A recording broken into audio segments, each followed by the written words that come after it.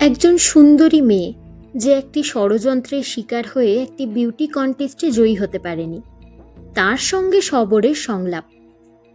শবর মানে শবর দাশগুপ্ত, লালবাজারের গোয়েন্দা।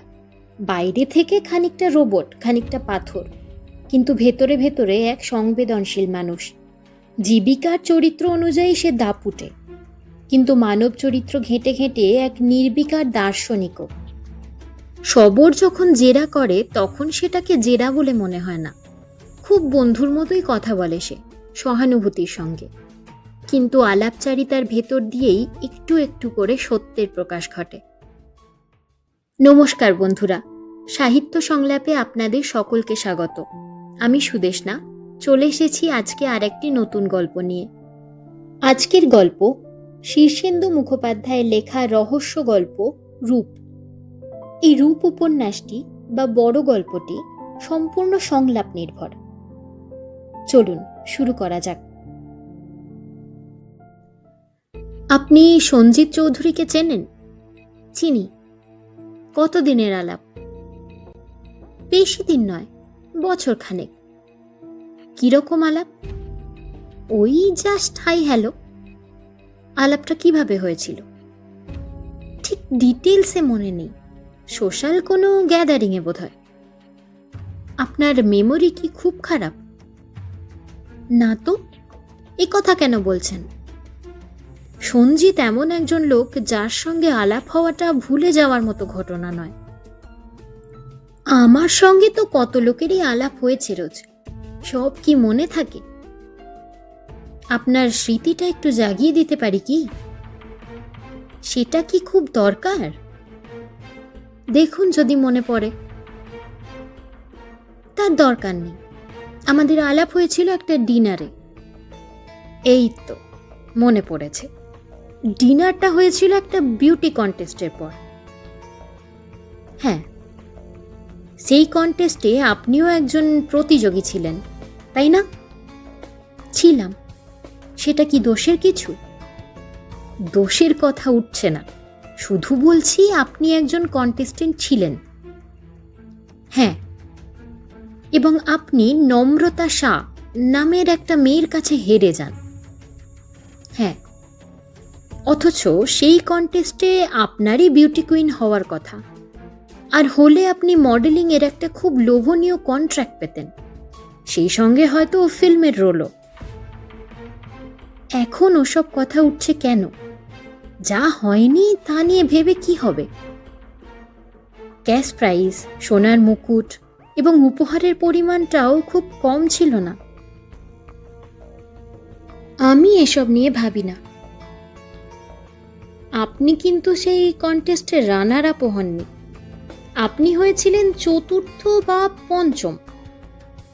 হ্যাঁ, অথচ সবাই জানতো রানার আপ বা বিউটি কুইন কেউই আপনার ধারে কাছে আসার মতো ছিল না। বলছি তো, ওসব আমি ভুলে গেছি। আপনার কি রাগ হয়নি? হয়তো হয়েছিল। কার ওপর? কারো ওপর না, ভাগ্যের ওপর। ভাগ্য ছাড়া আর কোনো ফ্যাক্টর ছিল না? তা আমি কি করে জানবো? জানেন না? না, আমি কিছু জানি না। নম্রতা শাহকে আপনি চিনতেন? আগে আলাপ ছিল না, কন্টেস্টে গিয়ে আলাপ হয়েছিল। তার পরিচয় জানেন? খুব ভালো করে জানি না, শুনেছি বড় লোকের মেয়ে। বড় লোক বললে কিছুই বলা হয় না। নম্রতা শাহ হলো বিমল প্রসাদ শাহর মেয়ে, বাড়ি ইউপি। বিমল প্রসাদ এক্সপোর্ট বিশেষজ্ঞ, খ্রিস্টান এবং চামড়া চালান করে কোটি কোটি টাকা বছরে আয়। ও, তা হবে। ওরকম তাচ্ছিল্য প্রকাশ করলেন, তার মানে বিমলা প্রসাদের টাকাটা আপনাকে বোধহয় ইমপ্রেস করলো না। অন্যের টাকা আছে তাতে আমার কি যায় আসে বলুন? অবাক হওয়ার ব্যাপারও একটা আছে, শুনবেন? আপনি পুলিশের লোক, শোনালে শুনবো। না মেশ মিত্র, আমি জোর করে শোনাতে চাইনি, কিন্তু তবে শুনলে হয়তো আপনার ধাঁধা কেটে যাবে। আমার কোনো ধাঁধা নেই তো। 1 বছর আগে একটা বিউটি কন্টেস্টে হেরে গিয়েছিলাম, তো কি হয়েছে? সেসব নিয়ে কি আমি ভাবি নাকি? কেন যে আপনি সেসব পুরনো কথা খুঁচিয়ে তুলছেন? আপনি কি বিরক্ত হচ্ছেন? না না, বিরক্ত হব কেন? আসলে আমাকে নিয়ে কথা উঠলে আমার খুব অস্বস্তি হয়। কথাটা আপনাকে নিয়ে হচ্ছে না তো, হচ্ছে নম্রতাকে নিয়ে। তাকে নিয়েই বা কেন? আমি পুলিশের লোক এবং অন ডিউটি। আপনার কি মনে হয় আমি শুধু গাল গল্প করতে এসেছি? ছি ছি, আমি কি তাই বললাম বুঝি? আসলে আমি প্রসঙ্গটা ধরতে পারছি না। প্রসঙ্গটা যাতে আপনি ধরতে পারেন সেই জন্যই তো পুরনো এবং মৃত অতীতকে পুনর্নির্মাণের এই চেষ্টা। নইলে কবর খুঁড়ে কঙ্কাল বের করার লাভ কি বলুন? আমি ক্ষমা চাইছি, যা বলছিলেন বলুন। আরে, ক্ষমা চাইছেন কেন? পুলিশের কাছে ক্ষমা চাইতে নেই। তারা এতই অভদ্র যে ক্ষমা চাইলে ক্ষমা জিনিসটাকেই অপমান করা হয়। গার্গী একটু হেসে বলল, আপনাকে অভদ্র বলিনি, কিন্তু বলার সময় যায়নি। আমার ভদ্রতার মুখোশ এখনো খুলে ফেলিনি কি না? আমি কিন্তু এবার একটু একটু ভয় পাচ্ছি। আগেই ভয় পাবেন না, কিছুটা জানার পর ভয় হলেও হতে পারে। জানাটা বিশেষ দরকার কি? হ্যাঁ, তাহলে বলুন। কন্টেস্টের দিনটা মনে পড়ে? পড়ে। জাজেরা প্রত্যেকেই আপনার ফেভারে ছিল সেদিন। আপনি তা বুঝতে পেরেছিলেন? না বুঝবার কি? 3 জন বিচারকের স্কোর শিটেই আপনার নামের পাশে মোটা মোটা নম্বর জমা হচ্ছিল। হাসছেন যে? ভাবছি আপনি এত সব জানলেন কি করে। আমি তো জানি না। অনেক পরিশ্রম করে জানতে হয়েছে। একটা বাজে ব্যাপারে অনেক সময় নষ্ট করেছেন। ব্যাপারটা যদি বাজে বলেই মনে হয়ে থাকে আপনার, তাহলে বিউটি কন্টেস্টে নাম দিতে গেলেন কেন? হুজুগে আমার এক মামা ইমপ্রেসারিও, তিনি একরকম জোর করে নামিয়েছিলেন। এই কন্টেস্ট থেকে নাকি মিস ইন্ডিয়া কন্টেস্টে পাঠানো হয়। আরও অনেক লোভনীয় প্রস্তাব ছিল। মাত্র 1 বছরের মধ্যেই কি আপনার মোহভঙ্গ হয়ে গেছে? হ্যাঁ, আমার আর ওসব ব্যাপারে কোনো ইন্টারেস্ট নেই। মোহভঙ্গ কিভাবে হলো সেটাও কি বলতে হবে? কোনো জবরদস্তি তো নেই, ইচ্ছে হলে বলবেন। ওই কন্টেস্টেই আমার মোহভঙ্গ হয়েছিল। আমি একজন পুলিশ, আমার মতামতের হয়তো দাম নেই, তবু বলছি, আপনি চেষ্টা করলেই মিস ইন্ডিয়া হতে পারেন। আপনি তো দারুণ সুন্দরী। প্লিজ আর ও কথা বলবেন না। এখন এই সুন্দরী শব্দটা শুনলে আমার রিপালশন হয়। সুন্দর হওয়ার যে কি ঝামেলা তা তো আপনি বুঝবেন না। আপনি আমাকে খুবই অবাক করলেন। মেয়েরা তো কমপ্লিমেন্ট পছন্দই করে। আমি করি না। লোভী পুরুষদের অনেক অ্যাডভান্সেস আমাকে সহ্য করতে হয়েছে। আমার অভিজ্ঞতা খুব ঘিনঘিনে। এমনকি আমার এক জেঠতুতো দাদা অবধি আমাকে বিয়ে করার জন্য পাগল। এসবের ফলে আমার সৌন্দর্য জিনিসটার উপরেই আকর্ষণ চলে গেছে। এতটাই চলে গেছে যে আমি একবার ন্যাড়া হওয়ার জন্য একটা সেলুনে গিয়ে হাজির হয়েছিলাম। বলেন কি? গার্গী হাসতে হাসতে বলে, তাহলেই বুঝুন। কিন্তু নাপিতটা আমার প্রস্তাব শুনে হাত গুটিয়ে বলল, আপনার মাথা চেঁচে দিলে আমার হাতে কুষ্ঠ হবে দিদি। কিছুতেই ন্যাড়া করে দিতে রাজি হলো না। আমার হিসেব মতো আপনার বয়স মাত্র 20। এই বয়সে এরকম যোগিনী হয়ে যাওয়ার কথা তো নয় আপনার। আপনি কি একটু পিউরিটান? আমার বাবা খুব পিউরিটান, মা আবার ঠিক উল্টো। আমি পিউরিটান না হলেও আমার আর ওসব ভালো লাগে না। আপনি যেন কি বলছিলেন সবরবাবু? ও হ্যাঁ, আশ্চর্যের বিষয় হলো বিমলা প্রসাদ শাহর পরিবারও কিন্তু ভীষণ পিউরিটান। ওদের বাড়ির কোনো মেয়ে বিউটি কন্টেস্টে নামছে এটা ভাবাই যায় না। তবে নম্রতা নামলো কেন? নম্রতা ইজ রেবেল। কলকাতায় পড়তে এসে খুব অল্প বয়সেই সে একটি বাঙালি ছেলেকে বিয়ে করে। ছেলেটির তেমন কোনো গুণ নেই, তবে ভেরি হ্যান্ডসাম। ওরকম সুপুরুষ খুব কম দেখা যায়। এই বিয়ের ব্যাপারে শাহ পরিবারে খুব অশান্তি হয়েছিল। ছেলেটি ওদের স্বজাতি তো নয়ই, উপরন্তু বাপে তাড়ানো মায়ে খেদানো ভ্যাগাবন্ড টাইপের। বউয়ের ভরণ পোষণের ভার নেওয়ার যোগ্যতা ওর ছিল না। এই গল্পটাও কি আমার শোনা দরকার? না চাইলে নয়, বলেছি তো শুধু গল্প করতে আমি আসিনি। তাহলে বলুন। নম্রতায় ছেলেটাকে বিয়ে করায় শাহ পরিবার রেগে গেলেও তাদের কিছু করার ছিল না। বিমলা প্রসাদ মেয়ে জামাইকে তার কলকাতার বালিগঞ্জ প্লেসের বাড়িটা দিয়েছিলেন এবং জামাইকে তার অফিসে একটা মোটা মাইনের চাকরিতেও বহাল করেন। ছেলেটার অবশ্য চাকরিতে কোনো মন ছিল না। সারা দিন মদ খেত আর বাড়ির সুইমিং পুলের ধারে বসে থাকত। বিয়েটা অবশ্য সুখের হয়নি। নম্রতার সঙ্গে তার বর বিজিত রায়চৌধুরীর প্রায়ই প্রবল ঝগড়া হতো। শোনা যায় মারপিট অবধি গড়াতো ব্যাপারটা। অথচ নম্রতা বিজিতকে ডিভোর্স করার কথা ভাবতেও পারত না। লাভ হেট রিলেশনশিপই হবে বোধহয়। প্রচণ্ড আক্রোশ, আবার প্রচণ্ড ভালোবাসা। কিন্তু এর একটা সাইকোলজিক্যাল রিয়াকশনও আছে। নম্রতা অসম্ভব ডিপ্রেশনে ভুগতে থাকে মাঝে মাঝে। সাইক্রিয়াটিস্টের কাছেও যেতে হয়েছিল তাকে। বিজিত তার প্রতি ফেথফুল কিনা তা নিয়েও সে ভয়ঙ্কর সন্দেহবাতিকে ভুগত। সুইসাইডাল টেন্ডেন্সিও ছিল। যাই হোক, ছেলে মেয়েদের কাছে ডাক সাইটে বাবা মাও কিন্তু জব্দ হয়ে যায়। বিমলা প্রসাদের মতো গোঁড়া রক্ষণশীল মানুষও মেয়ের এই অবস্থা দেখে সে যখন যা বায়না করত তখনই তা মেটাতেন। বিউটি কন্টেস্টে নামার ব্যাপারেও বাবা কোনো আপত্তি তোলেননি। আপনি কিন্তু আর কোনো প্রশ্ন করছেন না? আমি শুনছি তো। হ্যাঁ, কিন্তু নম্রতা তেমন সুন্দরী না হয়েও বিউটি কন্টেস্টে কেন নামতে গেল তা জানার কৌতূহল নেই? নম্রতা সুন্দরী নয় বুঝি? কই, আমার তো তা মনে হয়নি। ওর ফিগার খুব ভালো, মুখশ্রীও চমৎকার। একটা শ্বাস ফেলে সবর বলে, আপনি সত্যি একটু অদ্ভুত আছেন। নম্রতা জাস্ট শোষো। বিউটি কন্টেস্টে নামার মতো চটক বা গ্ল্যামারও নেই।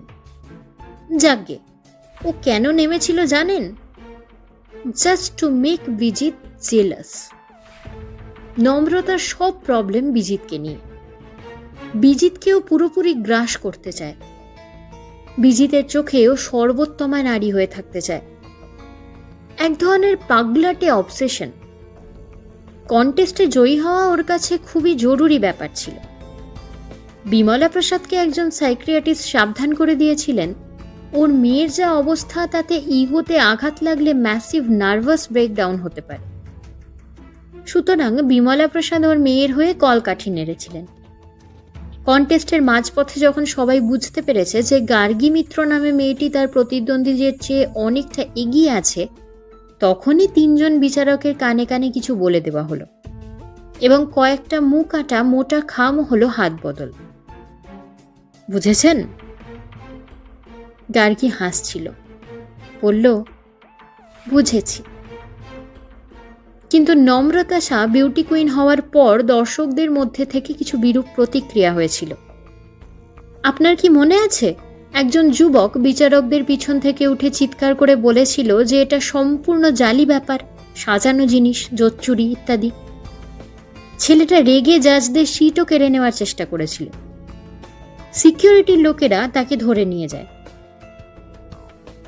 হ্যাঁ, একটা গোলমাল হয়েছিল শুনেছি। সেই সময় আমাদের র্যাম্প থেকে সরিয়ে ভেতরে নিয়ে যাওয়া হয়েছিল। আমার খুব লজ্জা করছিল। যে ছেলেটা ওরকম রিয়্যাক্ট করেছিল সে কে জানেন? না। নম্রতার হাজবেন্ড বিজিত রায়চৌধুরী। তা হবে। এবার আমার প্রশ্ন, বিজিতকে কি আপনি চেনেন? গার্গী একটু চুপ করে থেকে বলল, এ কথার জবাব দেওয়া কি খুব জরুরি? নিজস্ব সূত্রে আপনি বোধহয় সব খবরই রাখেন। শবর দাশগুপ্ত একটু হাসল। আমি কিন্তু সব জানতা নই, আমার খবর সবই সেকেন্ড হ্যান্ড, সেগুলো যাচাইয়ের অপেক্ষা রাখে। বিজিতের কথা থাক, সঞ্জিত চৌধুরীর প্রসঙ্গে যদি কিছু প্রশ্ন করি জবাব দেবেন কি? গার্গী একটা শ্বাস ফেলে বলে, গোপন করার কিছু তো নেই। তাকে আপনি কতটা চেনেন? বললাম তো, ওই হ্যালোর বেশি নয়। সঞ্জিত একজন ডাক্তার, বেশ ভালো গাইনোকোলজিস্ট।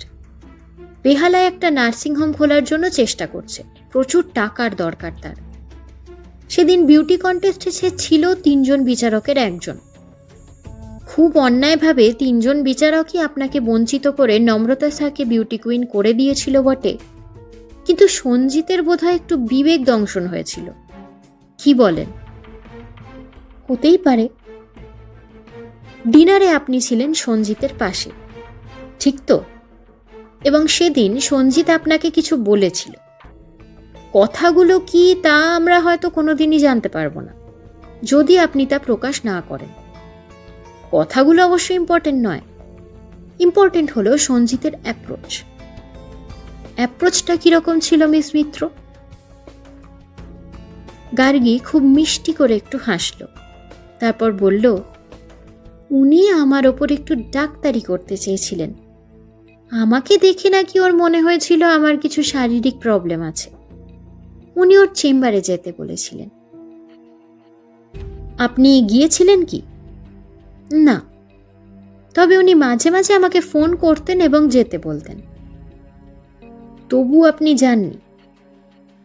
কেন যাব বলুন? আমার কোনো প্রবলেম আছে বলে তো আমার মনে হয়নি। তারপর কি উনি উপযাজক হয়ে আপনার কাছে আসেন? গার্গী মৃদু হেসে বলে, হ্যাঁ। এই বদান্যতা দেখেও আপনি খুশি হননি? আমাকে তো এভাবেই বেঁচে থাকতে হয়, যেচে কত লোকই যে আমার উপকার করতে চায়। সেই ডিনার পার্টিতে একটা ঘটনা ঘটেছিল। মাতাল বিজিত রায়চৌধুরী ডিনারে আমন্ত্রিত ছিল বটে, কিন্তু তাকে প্রথমে ঢুকতে দেওয়া হয়নি। কিন্তু শেষ দিকে সে জোর করে ঢোকে এবং প্রচণ্ড চেঁচামেচি করে। সে জাজদের ওপরেও হামলা করেছিল। হ্যাঁ, বিশ্রী ব্যাপার। সঞ্জিত চৌধুরীর সঙ্গে তার একটা হাতাহাতিও হয়েছিল। সঞ্জিত বিজিতকে বোধহয় ঘুষি টুসি মারে। আমি দেখিনি। গন্ডগোল শুরু হতেই আমি ঘর থেকে পালিয়ে যাই। আমি খুব ভীতু মেয়ে। কিন্তু সেই ঘুষির রিয়াকশন ভালো হয়নি। বিজিত যে কাণ্ডই করে থাকুক, সে বিমলা প্রসাদের জামাই। তার গায়ে হাত তোলা বিমলা প্রসাদ নিশ্চয়ই পছন্দ করেননি। আর নম্রতা বিকাম ফিউরিয়াস। বিজিতকে মারার ফলে নম্রতা এসে বাঘিনীর মতো সঞ্জিতের ওপর ঝাঁপিয়ে পড়ে। সঞ্জিত প্রচণ্ড রেগে যায়, চিৎকার করে সবাইকে শুনিয়ে কিভাবে নম্রতাকে জেতানো হয়েছে তা প্রকাশ করে দেয়। ইট ওয়াজ আ রিয়েল প্যান্ডোমোনিয়াম। হ্যাঁ, শুনেছি। সঞ্জিত চৌধুরী আমাকে টেলিফোনে সব বলেছিলেন পরের দিন। He tried to be a hero. আপনি তো হিরোইজমকে বোধহয় খুব একটা মূল্য দেননি। গার্গী ফের মৃদু হেসে বলল, আমি আমার চারদিকে রোজই এত হিরো দেখতে পাই যে এখন আমার তেমন রিয়াকশন হয় না।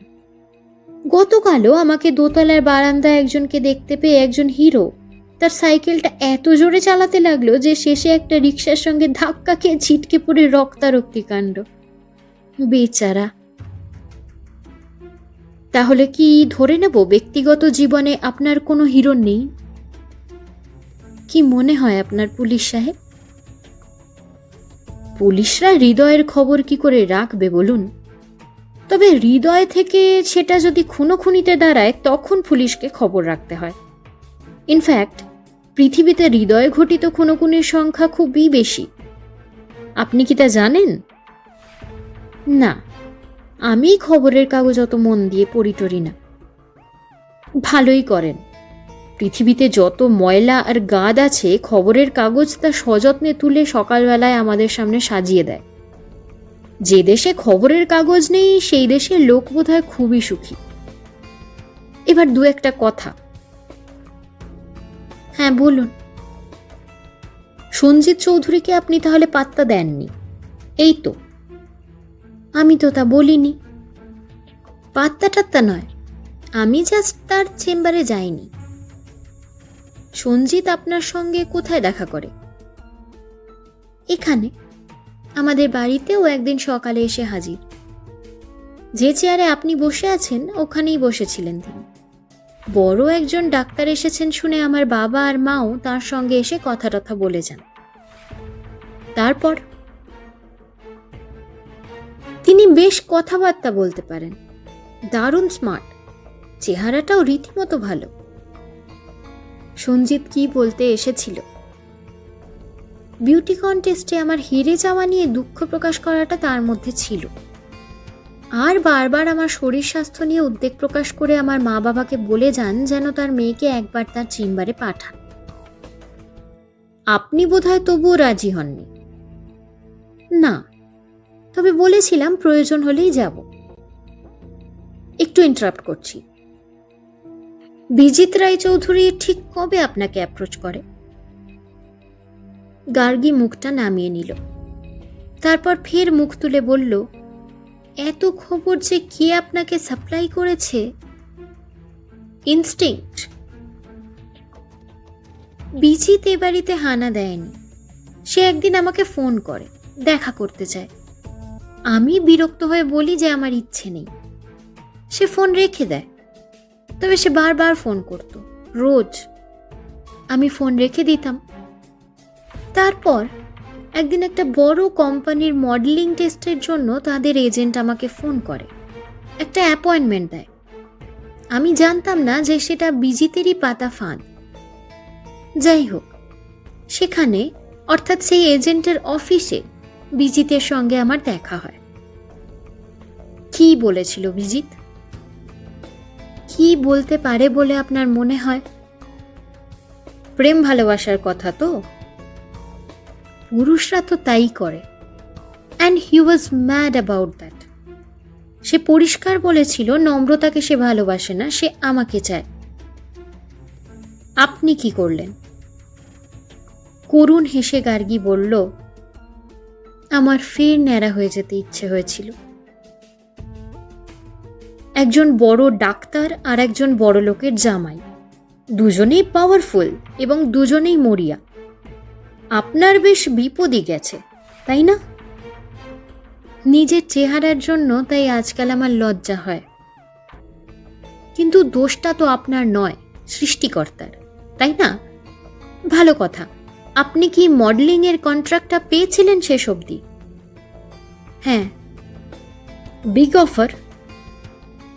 হ্যাঁ, মোটামুটি ভালো অফার। গত 8 মাসে আমার হিসেব মতো আপনি অন্তত 8টা কোম্পানির হয়ে ভিডিও মডেলিং করেছেন। তাছাড়া খবরের কাগজের বিজ্ঞাপন, প্রোডাক্ট লেভেল এবং পোস্টারিং তো আছেই। টিভি সিরিয়ালে আপনার মুখ খুব সম্প্রতি দেখা দিতে শুরু করেছে। এসব তো আর গোপন নয়, সবাই জানে।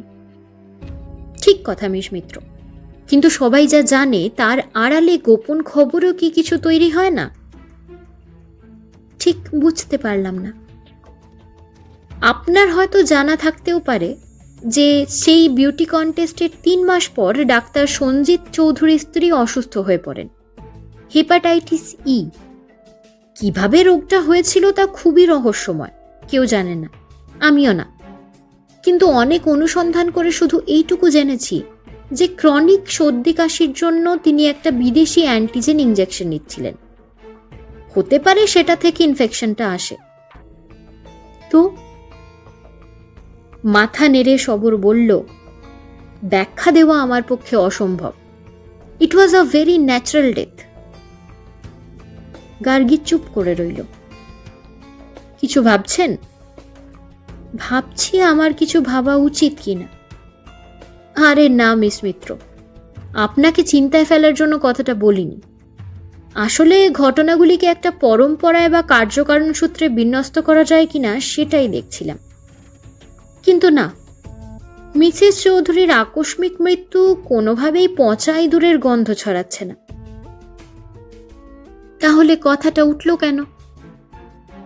পুলিশের মন হলো সন্দেহ পিশাচ।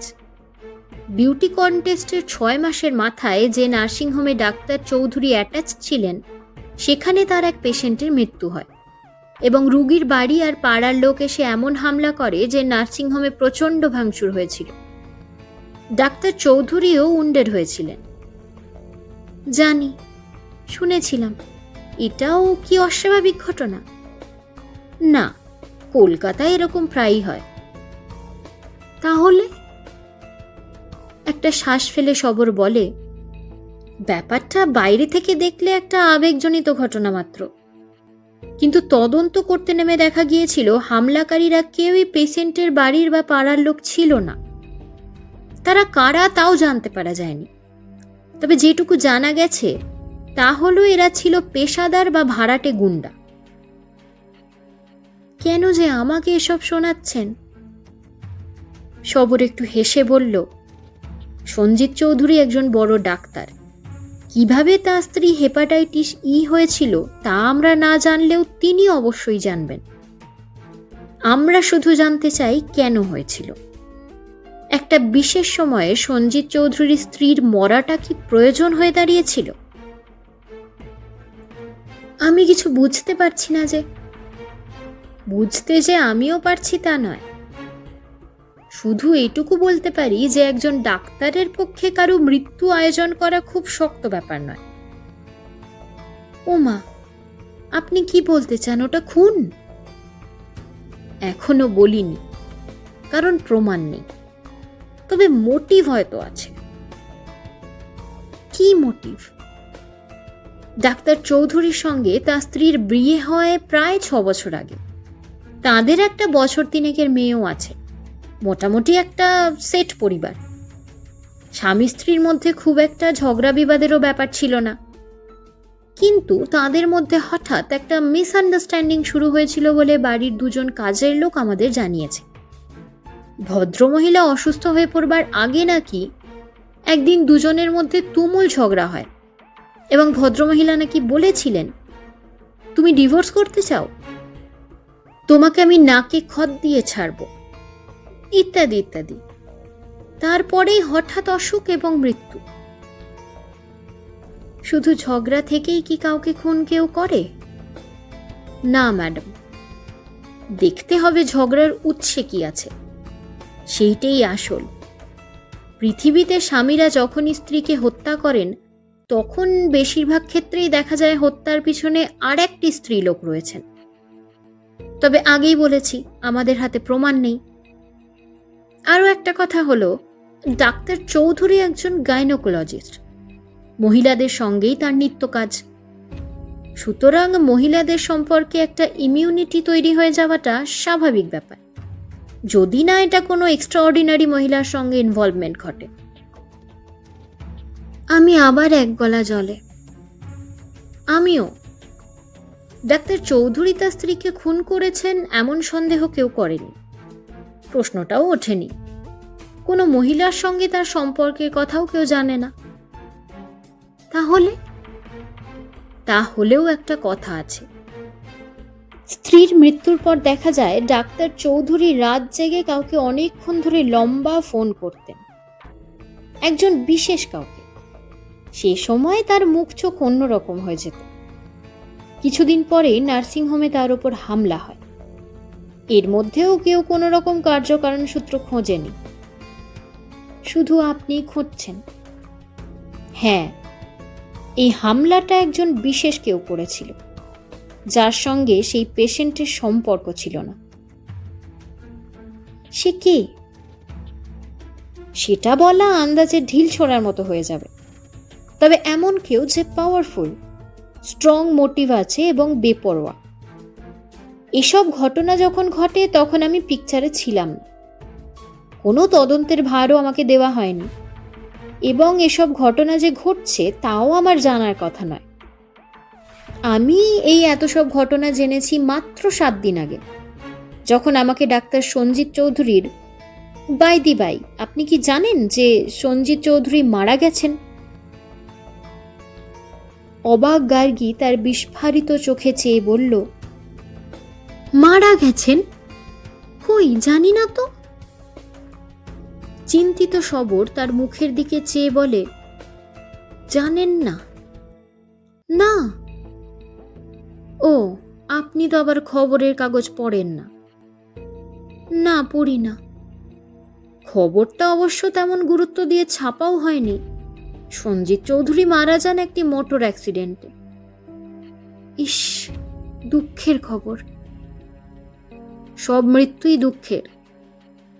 আমি সবর দাশগুপ্ত কোনো মৃত্যুই পছন্দ করি না।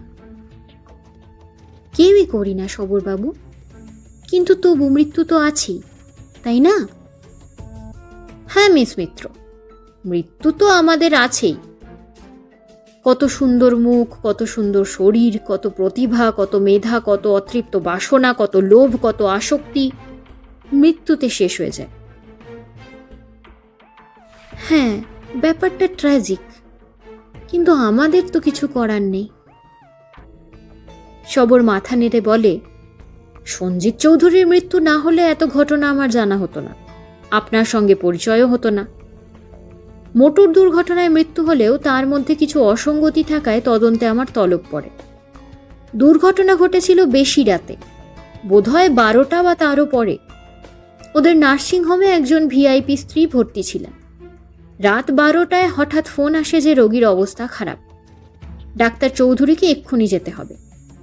চৌধুরী তাড়াতাড়ি তার গাড়ি নিয়ে বেরিয়ে পড়েন। নিউ আলিপুরের নির্জন রাস্তায় একটা লোহা বোঝাই ট্রাক তার গাড়িকে প্রায় পিষে দেয়।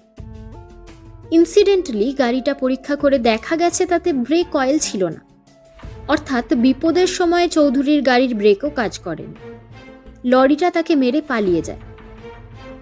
ইস রে, ঘটনাটা এমনিতে উপেক্ষা করা যেত, কিন্তু তদন্তে নেমে দেখেছি নার্সিংহোম থেকে কোনো ফোন করা হয়নি এবং রোগীর অবস্থা সেই রাতে ভালোই ছিল। ও মা, তাহলে? সবর একটু হাসল। আপনি বুদ্ধিমতী, বুঝে নিন। Is it murder again? খুব ছক্কশে হিসেব করে চৌধুরীকে মারা হয়েছিল। কে মারল তাকে? আপনি কিছু অনুমান করতে পারেন? না তো, আমি কি করে অনুমান করব? মাফ করবেন, ভুল প্রশ্ন করেছি বোধহয়। আচ্ছা, আপনার কি কোনো মোবাইল ফোন আছে? না তো। চৌধুরীর ছিল, বিজিতের ছিল, নম্রতারও আছে। কেন জিজ্ঞেস করছেন?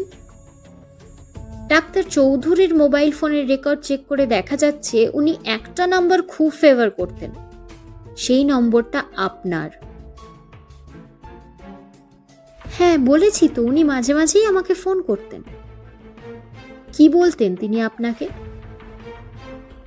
খুব ইম্পর্টেন্ট কথা কিছু নয়, গল্প করতেন। কখনো কখনো রাত 12টাতেও।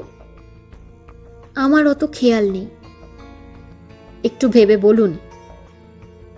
বোধহয় 1-2বার বেশি রাতেও করেছেন। অত রাতে ফোন করার কি বিশেষ কারণ ছিল? একটা দীর্ঘশ্বাস ফেলে গার্গী বলল, উনি পাগলামি করতেন। কিরকম পাগলামি?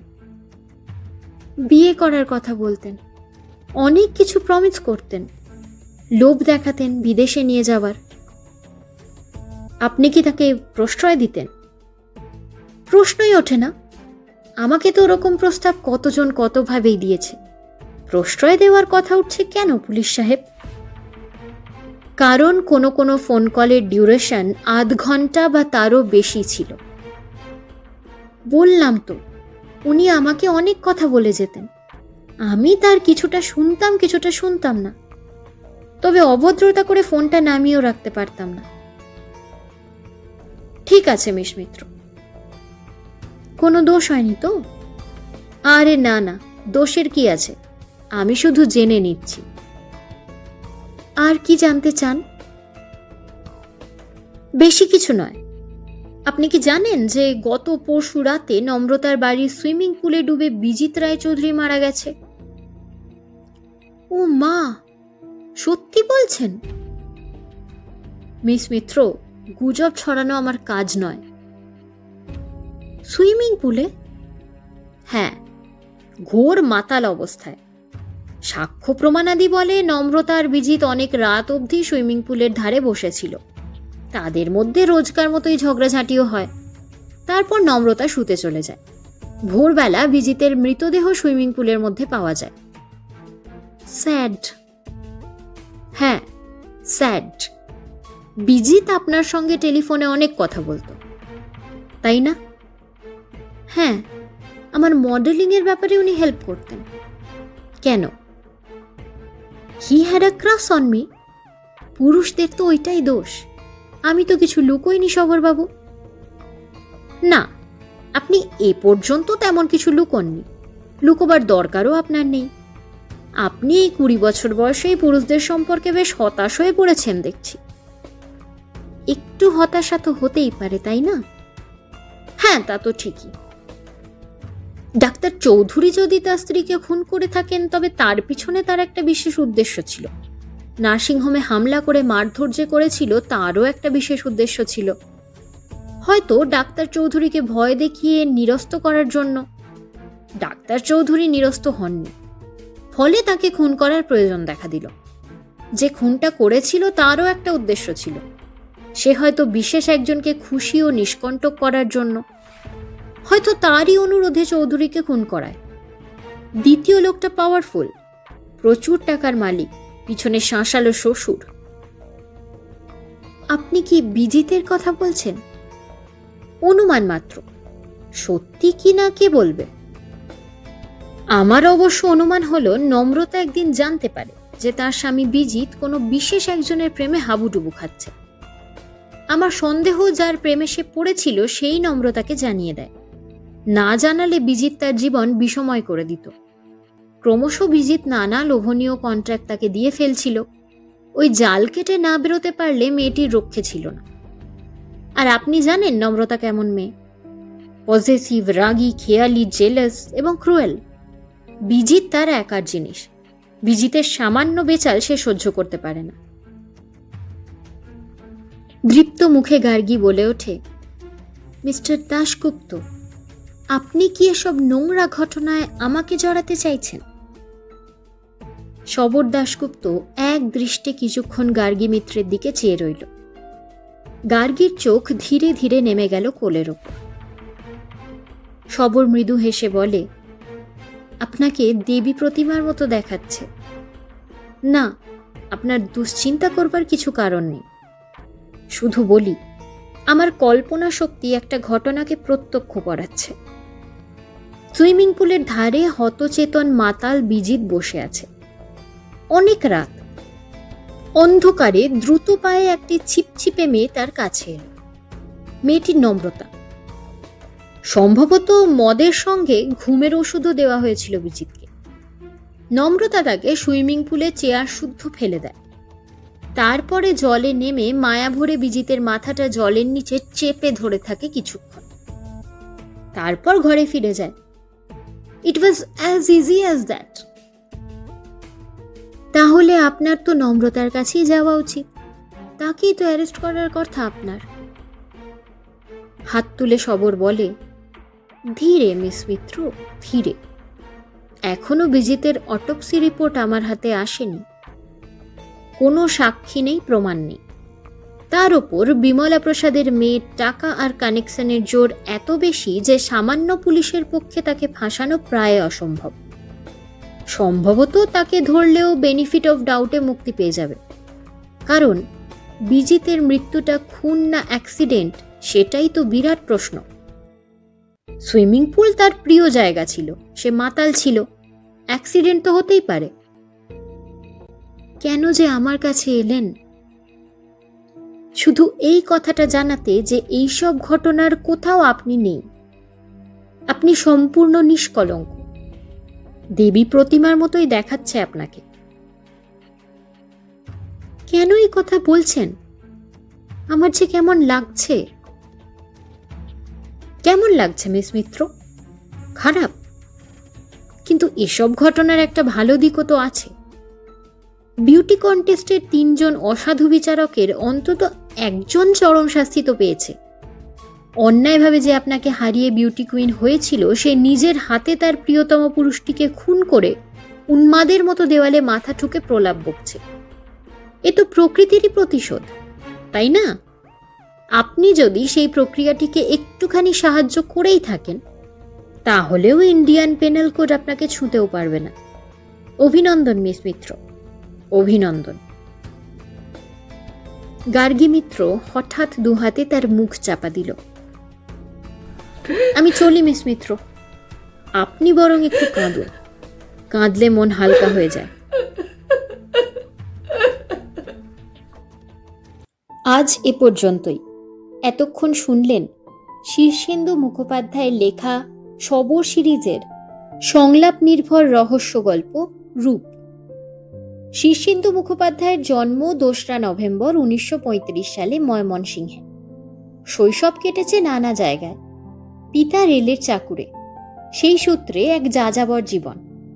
দ্বিতীয় বিশ্বযুদ্ধের সময় কলকাতায় আসেন। এরপর বিহার, উত্তর বাংলা, পূর্ব বাংলা ও আসাম। 50-এর দশকের গোড়ায় কুচবিহার। মিশনারি স্কুল ও বোর্ডিংয়ের জীবন। ভিক্টোরিয়া কলেজ থেকে আইএ, কলকাতার কলেজ থেকে বিএ, স্নাতকোত্তর পড়াশোনা কলকাতা বিশ্ববিদ্যালয়। স্কুল শিক্ষকতা দিয়ে কর্মজীবনের শুরু। তারপর বৃত্তি সাংবাদিকতা, দেশ পত্রিকার সঙ্গে যুক্ত। ছাত্রজীবনের ম্যাগাজিনের গণ্ডি পেরিয়ে প্রথম গল্প দেশ পত্রিকায়, প্রথম উপন্যাস ঘুণ পোকা দেশ শারদীয় সংখ্যায় প্রকাশিত, প্রথম কিশোর উপন্যাস মনোজদের অদ্ভুত বাড়ি। কিশোর সাহিত্যে শ্রেষ্ঠত্বের স্বীকৃতিরূপে 1985 সালে পেয়েছেন বিদ্যাসাগর পুরস্কার। এর আগে পেয়েছেন আনন্দ পুরস্কার। পরেও আরেকবার দূরবীনের জন্য। মানব জমিন উপন্যাসে পেয়েছেন 1989 সালে সাহিত্য একাডেমি পুরস্কার। শ্রী শ্রী ঠাকুর অনুকূলচন্দ্রের মন্ত্রশিষ্য এবং সহপ্রতিঋত্বিক। বাংলা সাহিত্যের এই অভূতপূর্ব লেখকের প্রতি শ্রদ্ধার্ঘ্য জানিয়ে আমার উপস্থাপনা আজ এখানেই শেষ করলাম। আমি সুদেষ্ণা। আমার সাহিত্য সংলাপ চ্যানেলে আমি আপনাদের সামনে বাংলার বিখ্যাত লেখক লেখিকাদের গল্প ও উপন্যাস পাঠ করে তুলে ধরে থাকি। যদি আমার পাঠ আপনাদের ভালো লেগে থাকে, তাহলে ভিডিওটিকে লাইক ও শেয়ার করবেন, আর চ্যানেলটিকে সাবস্ক্রাইব করে পাশে থাকা বেল আইকনটিকে ক্লিক করে দেবেন, যাতে যখনই কোনো নতুন গল্প বা উপন্যাস নিয়ে আসব, তার নোটিফিকেশনটি সবার আগে পৌঁছে যায় আপনাদের কাছে। অবশ্যই কমেন্টে সকলের মতামত জানাবেন। আপনাদের মতামত আমার কাছে ভীষণ গুরুত্বপূর্ণ। আরেকটি কথা, আমার আরও একটি ইউটিউব চ্যানেল রয়েছে, যার নাম অনুভূতির অবকাশে। সেখানে আমি আপনাদের সামনে পাঠ করে তুলে ধরি কবিতা, ভালোবাসা, ভালো লাগা, জীবনের ঘাত প্রতিঘাত আর প্রতিদিনের আবেগ অনুভবের কথা। যদি সেই ধরনের পাঠ আপনাদের শুনতে ভালো লাগে, তাহলে চ্যানেলটিকে ঘুরে দেখতে পারেন। ভালো লাগলে ভিডিওগুলিকে লাইক ও শেয়ার করবেন, সাবস্ক্রাইব করে পাশে থাকবেন, আর বেল আইকনটি ক্লিক করতে ভুলবেন না যেন, যাতে নতুন ভিডিওর নোটিফিকেশন সঙ্গে সঙ্গে পৌঁছে যায় আপনাদের কাছে। অবশ্যই সেখানেও কমেন্টে সকলের মতামত জানাবেন। ভালো থাকবেন, সুস্থ থাকবেন। ধন্যবাদ।